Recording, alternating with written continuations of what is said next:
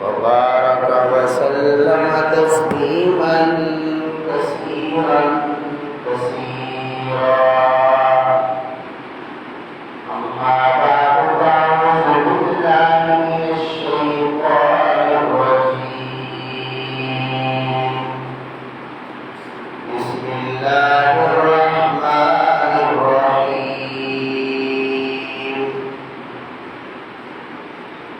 من جاء بالحسنة فله عشر أمثالها ومن جاء بالسيئة فلا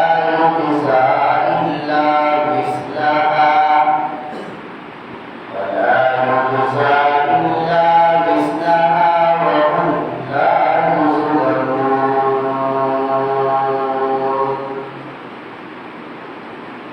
وقال الله تبارك وتعالى: وإذ غدوت من أهلك تبوئ المؤمنين مقاعد للقتال. وقال رسول الله صلى الله عليه وسلم: من صام رمضان ثم أتبعه ستا من شوال كان كصيام الدهر. وقال رسول الله صلى الله عليه وسلم: الجهاد ماضٍ إلى يوم القيامة. وقال رسول الله صلى الله عليه وسلم: من أحب سنتي فقد أحبني ومن أحبني كان معي في الجنة. أو كما قال رسول الله صلى الله عليه وسلم: آمنت بالله صدق الله مولانا العظيم وبلغنا رسوله النبي الكريم الأمين ونحن على ذلك من الشاهدين والشاكرين والحمد لله رب العالمين. اللهم صل على محمد وعلى آل محمد كما صليت على إبراهيم وعلى آل إبراهيم إنك حميد مجيد. اللهم بارك على محمد وعلى آل محمد كما باركت على إبراهيم وعلى آل إبراهيم إنك حميد مجيد.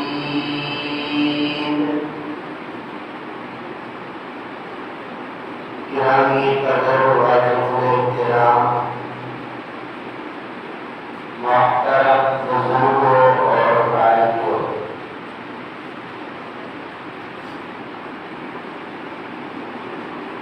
اسلامی سال کا 10واں مہینہ ہے۔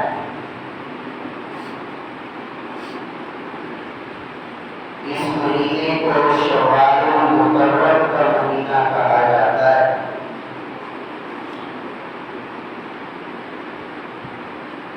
اس مہینے کو بھی کئی اعتبار سے فضیلت حاصل ہے۔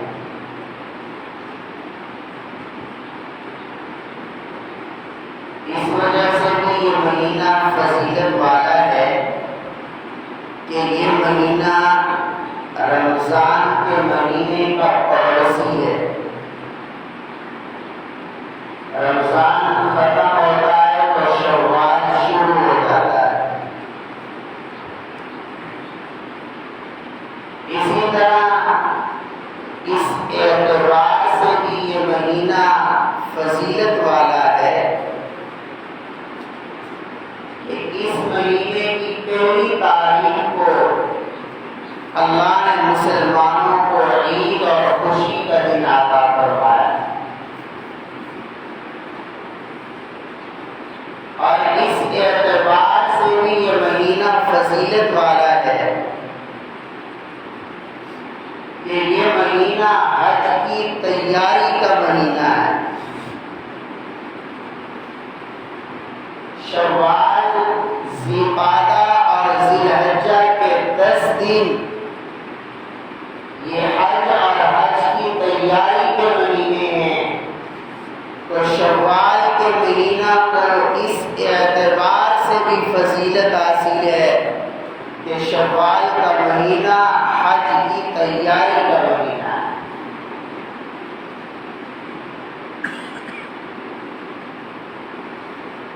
شوال کے مہینے میں جو شریعت کا حکم ہے وہ شوال کے 6 روزے رکھنے کا ہے۔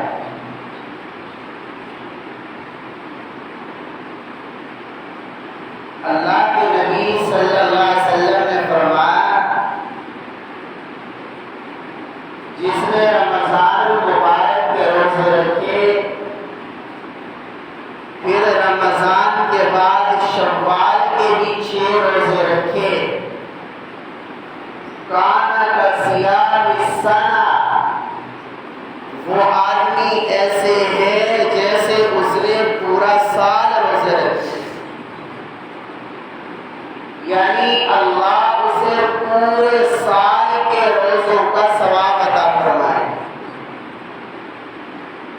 اور دوسری حدیث میں صیام الدہر کے الفاظ ہیں کہ جس نے رمضان کے روزے رکھے اور پھر رمضان کے بعد شوال کے 6 روزے رکھے وہ ایسے ہے کہ صیام الدہر، جیسے اس نے پورے زمانے کے روزے رکھے، یعنی اللہ اسے پورے زمانے کے روزے رکھنے کا ثواب عطا فرمائے۔ تو صحیح حدیثوں سے شوال کے 6 روزوں کی فضیلت ثابت ہے۔ یہ حدیث مسلم شریف میں بھی ہے، حدیث کی دیگر کتابوں میں بھی ہے، لیکن اس روزے کی حیثیت کیا ہے، اس کی فضیلت تو ہے، لیکن شوال کے اس روزے کی حیثیت کیا ہے؟ تو یاد رکھیں شوال کے یہ 6 روزے فرض بھی نہیں ہیں، شوال کے یہ 6 روزے واجب بھی نہیں ہیں، شوال کے یہ 6 روزے مستحب ہیں، ثواب کی چیز ہیں۔ اگر شوال کے کوئی روزے نہیں رکھے گا تو اسے گناہ نہیں ہوگا، اس لیے کہ نہ فرض ہیں نہ واجب ہیں، لیکن مستحب ہیں، ثواب کی چیز ہیں۔ اگر کوئی شوال کے 6 روزے رکھے گا تو میرا اللہ اسے اجر و ثواب عطا فرمائے۔ اور حضور علیہ السلام نے فرمایا جس نے رمضان کے روزے رکھے اور پھر شوال کے 6 روزے رکھے وہ ایسے ہیں جیسے اس نے پورے سال روزے رکھے، یا اس کو پورے سال کے روزوں کا میرا اللہ اجر عطا فرمائے گا۔ وہ کس طرح؟ اس لیے کہ رمضان کا 1 مہینہ روزے ہوتے ہیں، اور اللہ قرآن میں فرماتے ہیں من جاء بالحسنۃ فلہ 10 امثالها، جو انسان دنیا میں نیکی کرے گا، جو انسان دنیا میں اچھائی کرے گا، جو انسان دنیا میں نیکی کا کام کرے گا، اللہ فرماتے ہم اسے 1 نیکی کرنے پر 10 نیکیوں کا ثواب عطا فرمائے۔ مسلمان رمضان کے 1 مہینہ میں روزے رکھتے ہیں، 29 یا 30 روزے بنتے ہیں، ان رمضان کے 30 روزوں میں سے ہر روزہ 10 روزوں کے برابر ہے، تو گویا رمضان کے 30 دن روزے رکھنا 300 روزوں کے برابر ہے۔ اور پھر فرمایا شوال میں 6 روزے رکھو، ہر روزہ 10 روزے کے برابر، تو شوال کے 6 روزے 60 روزوں کے برابر۔ اس لیے نبی علیہ السلام نے فرمایا جس نے رمضان کے روزے رکھے پھر شوال کے 6 روزے رکھے، اس کے کل روزے 36 ہو گئے، ہر روزے پہ میرا رب 10 روزوں کا ثواب عطا فرماتا ہے۔ گویا جب اس نے رمضان اور شوال کے 36 روزے رکھے، ہر روزہ 10 روزوں کے برابر ہے، سال میں 360 دن ہوتے ہیں، گویا اللہ اسے 360 روزوں کے برابر اجر عطا فرمائے۔ اس لیے حضور علیہ السلام نے فرمایا جس نے رمضان کے روزے رکھے اور پھر شوال کے 6 روزے رکھے کان کصیام السنہ، اللہ اسے پورے سال کے روزوں کا ثواب عطا فرمائے۔ تو فضیلت تو بہت بڑی ہے، لیکن شوال کے یہ 6 روزے فرض واجب نہیں، اگر کوئی نہیں رکھ سکتا نہیں رکھے گا تو کوئی گناہ نہیں، لیکن مستحب ہے، ثواب کی چیز ہے، اگر کوئی رکھے گا تو اللہ اسے بہت بڑا جو ثواب عطا فرمائے۔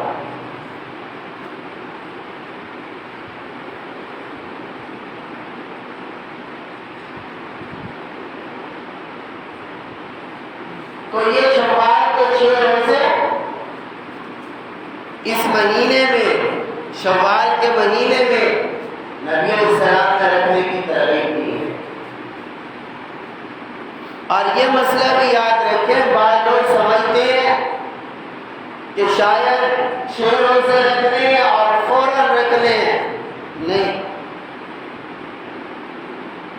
پہلی بات تو یہ سمجھے عید کے دن روزہ رکھنا جائز نہیں ہے،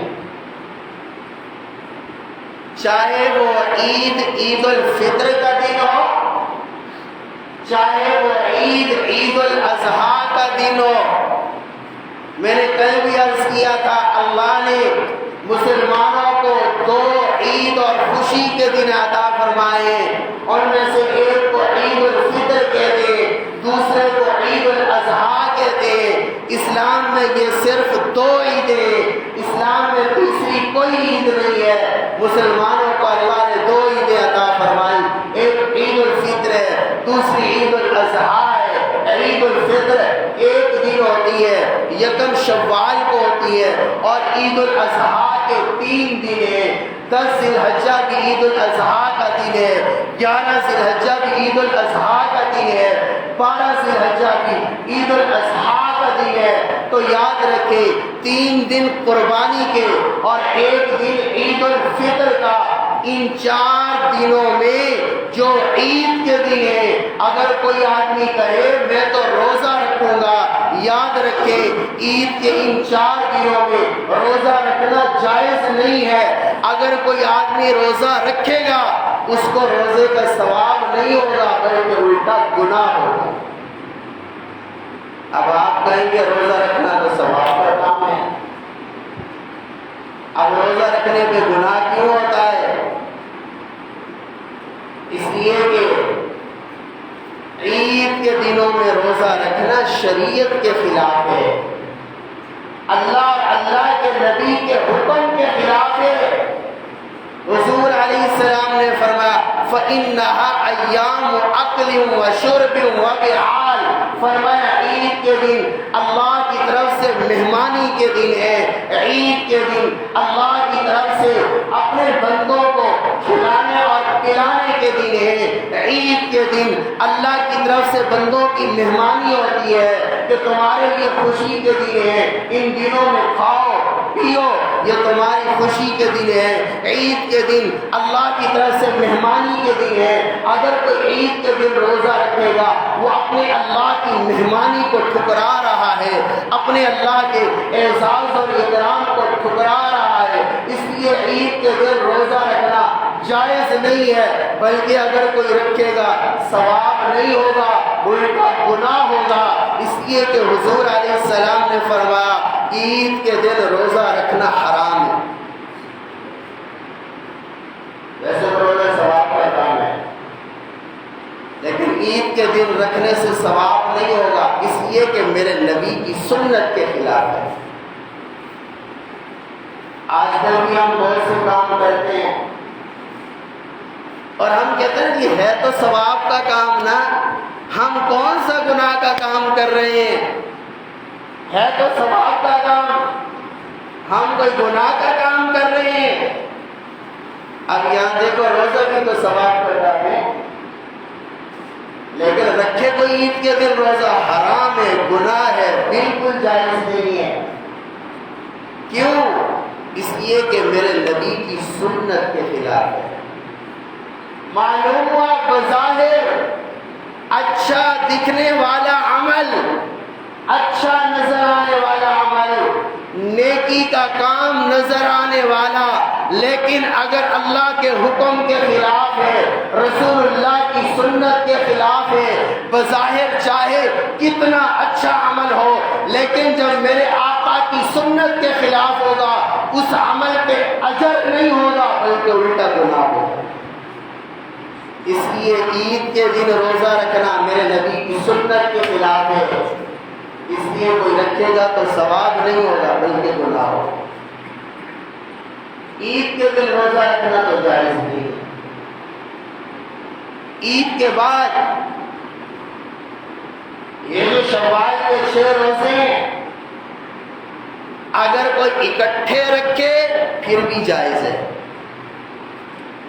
اگر کوئی اکٹھے نہیں رکھے، پورے مہینے میں رکھنے، مہینے کے 30 دن ہیں، پورے مہینے میں 6 روزے رکھنے، اگر کوئی لگاتار رکھ لے پھر بھی ٹھیک ہے، اگر کوئی ایک رکھ لے وقفہ کر کے پھر اور رکھ لے، وقفہ کر کے پھر اور رکھ لے تو پھر بھی ٹھیک ہے۔ یہ شوال کے 6 روزے مستحب ہیں اور ان کی ترتیب بھی واجب نہیں کہ لگاتار رکھنے۔ شوال کے پورے مہینے میں 6 روزے مستحب ہیں اور جس طرح سہولت ہو اسی طرح رکھ لو، لگاتار رکھنے ہو تو لگاتار رکھ لو، وقفے کے ساتھ رکھنے ہو تو وقفے کے ساتھ رکھ لو، جس طرح بھی 6 روزے رکھو گے میرا اللہ اس کا اجر و ثواب عطا کرے گا۔ اس لیے ترتیب کے ساتھ رکھنا بھی بہت ضروری ہے۔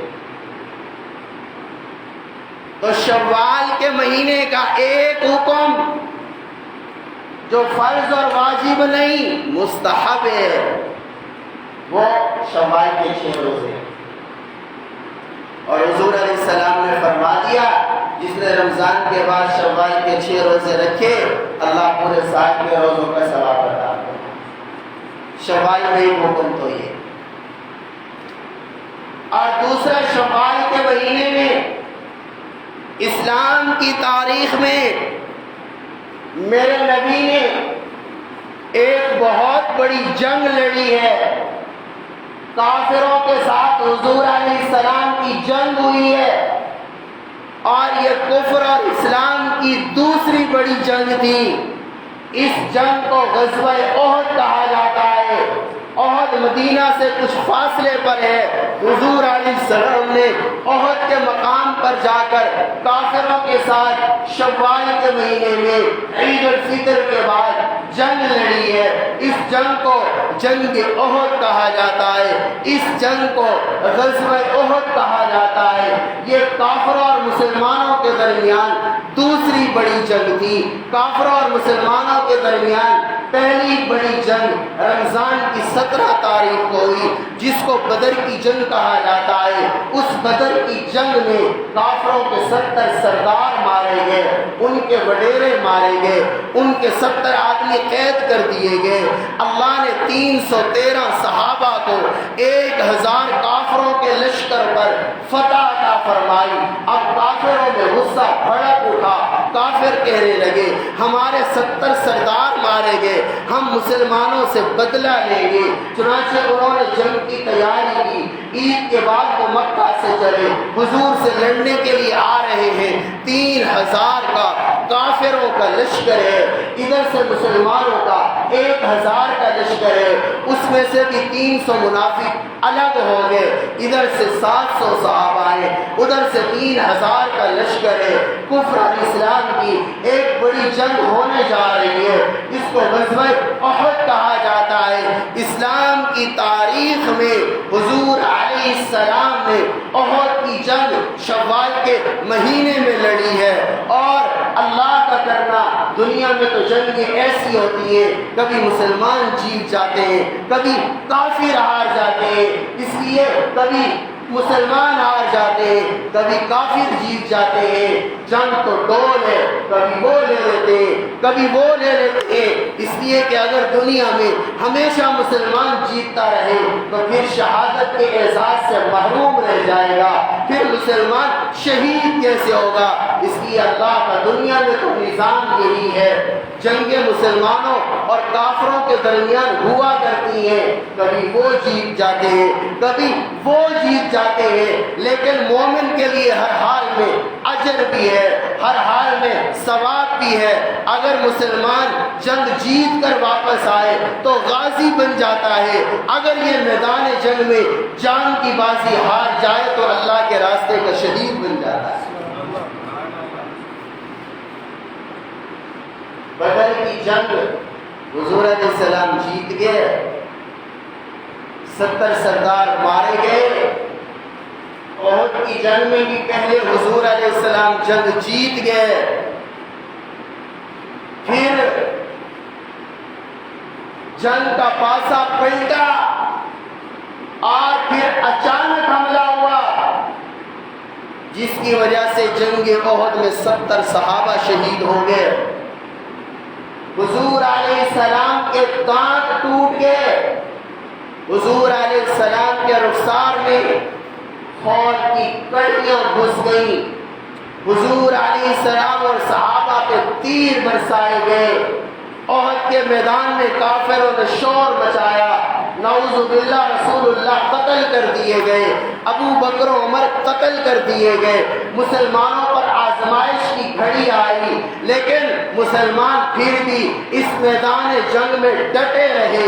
اچانک حملہ ہوا، ایک دفعہ تو کچھ صحابہ بکھر گئے۔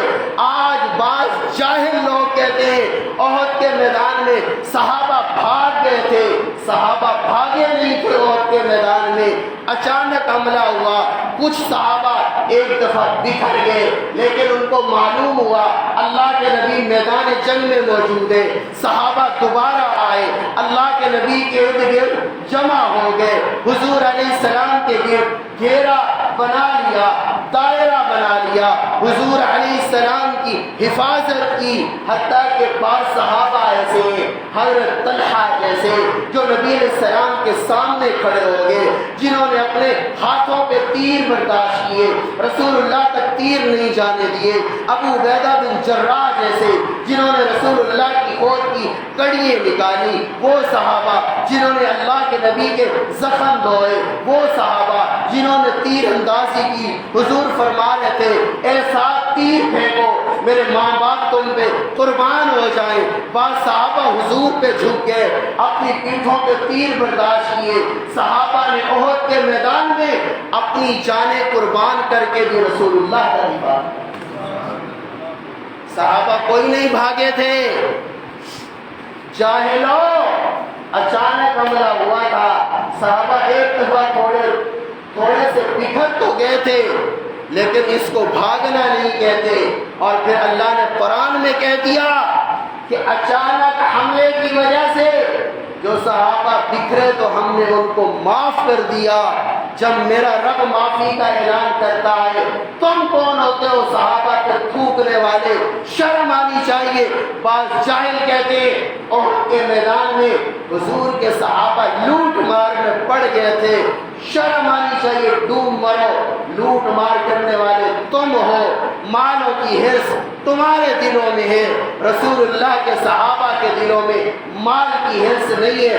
قرآن کہہ رہا ہے، قرآن کہہ رہا ہے یبتغون فضلا من اللہ ورضوانا، اللہ کا قرآن کہہ رہا ہے، اللہ گواہی دے رہا ہے ہم نے صحابہ کو آزمایا ہے، صحابہ کے دلوں میں مال کی حرص نہیں ہے، صحابہ کے دلوں میں ریا نہیں ہے، صحابہ کے دلوں میں دکھلاوا نہیں ہے، صحابہ تو صرف اور صرف اپنے رب کی رضا چاہتے ہیں۔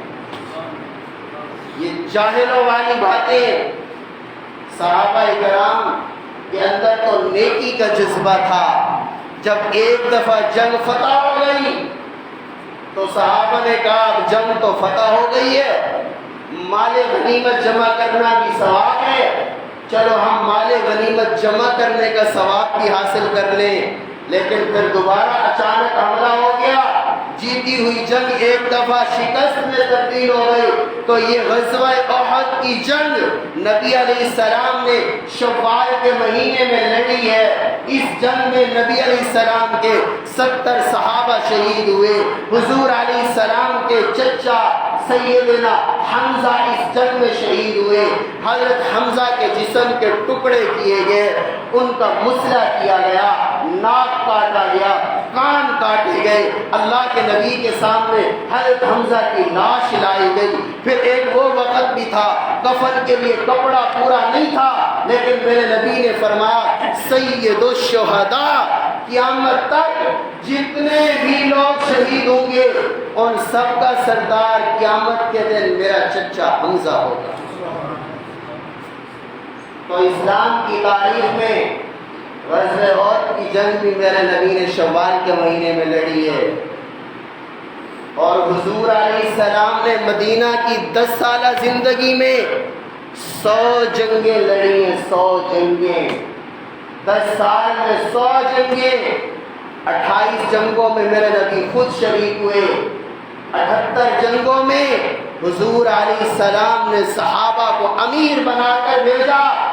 10 سال کی مدنی زندگی میں میرے نبی نے 100 جنگیں لڑی ہیں، اور پھر یہ جہاد کا نتیجہ تھا، دین غالب آ گیا، اسلام غالب آ گیا، جہاد کا نتیجہ تھا کفر کی طاقت ٹوٹ گئی، اور جہاد کا حکم قیامت تک کے لیے ہے۔ قرآن کی پوری صورتیں جہاد کا اعلان کر رہی ہیں کہ جب تک مسلمان میں جذبہ جہاد ہوگا یہ غالب رہے گا، جب یہ جہاد سے بھاگے گا تو مغلوب ہو کر رہ جائے گا۔ آج پوری دنیا کا کفر مسلمانوں پہ چڑھ دوڑ رہا ہے، دنیا کے ملکوں میں مسلمانوں پہ ظلم ہو رہا ہے، اس کی ایک وجہ یہ بھی ہے کہ ہم جذبہ جہاد سے پیچھے ہٹ گئے۔ اگر دنیا میں اسلام کو غلبہ ہوگا، دین کو غلبہ ہوگا، کفر کی طاقت ٹوٹے گی تو وہ جہاد کے ذریعے ٹوٹے گی۔ مجھے افسوس ہے اتنے مسلمان ممالک کی فوج پر، پوری دنیا میں مسلمانوں کو کاٹا جاتا ہے، اور ہم حکمت کی باتیں کرتے رہتے ہیں۔ قرآن کا یہ جہاد کا حکم کہاں جائے گا؟ اگر مسلمانوں کی طاقت چاہیے، اسلام کا غلبہ چاہیے، کفر کی شکست چاہیے، تو اس کے لیے آج بھی جذبہ جہاد پیدا کرنے کی ضرورت ہے۔ تو نبی علیہ السلام نے احد کی جنگ شوال کے مہینے میں لڑی ہے، اور دوسرا حکم میں نے شوال کے روزوں کا عرض کر دیا ہے۔ اللہ سے دعا ہے اللہ میں عمل کرنے کی توفیق عطا فرمائے۔ دعا کرو۔